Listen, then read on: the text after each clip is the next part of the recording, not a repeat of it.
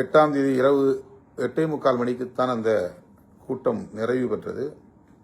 அப்போது அறிவிக்க இயலவில்லை. காரணம், கம்யூனிஸ்டுகளைப் போல நாம் வெளியிலிருந்து முடிவெடுக்க வேண்டிய, வெளியிலிருந்து ஆதரிக்க வேண்டிய தேவையில்லை.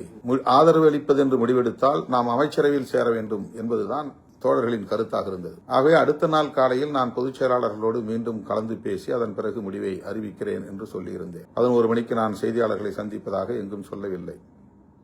அல்லது 4 மணிக்கு செய்தியாளர்களை சந்திக்கப் போகிறேன் என்றும் நாம் அதிகாரப்பூர்வமாக அறிவிக்கவில்லை. பொதுச் செயலாளர்கள் மற்றும் நமது சட்டமன்ற உறுப்பினர்கள் என்னை வந்து சந்திப்பதற்கே 12:45, 12:50 என்று ஆகிவிட்டது. 9ஆம் தேதி பகல். அதன் பிறகு கலந்து பேசினோம். நிறைவாக நாம் கம்யூனிஸ்டுகளைப் போலவே வெளியிலிருந்து ஆதரவு தெரிவிப்பது என்று முடிவெடுத்து தாவேகாவுடைய முன்னணி தலைவர்களுள் ஒருவராக இருக்கிற தம்பி ஆதவ் அர்ஜுன் அவர்களை வரவழைத்து அந்த ஆதரவு கடிதத்தை வழங்குவதற்கு 3:30 மணிக்கு மேல் ஆகிவிட்டது.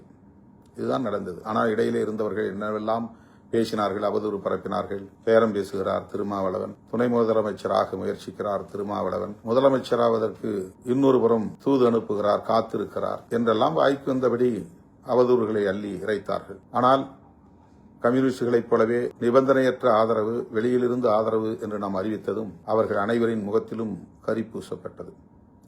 அவர்கள் வெட்கி தலை குனிந்தார்கள். அவர்கள் சொன்னதைப் போல எந்த நிலைப்பாடும் நாம் எடுக்கவில்லை. யாரோடும் பேரம் பேசவில்லை, யாருக்காகவும் காத்திருக்கவில்லை. இடதுசாரிகள் எடுத்த முடிவே சிறுத்தைகளின் முடிவு என்பதை உறுதிப்படுத்தினோம். ஆகவே அது வெறும் அவதூறு என்பது உறுதியாகிவிட்டது.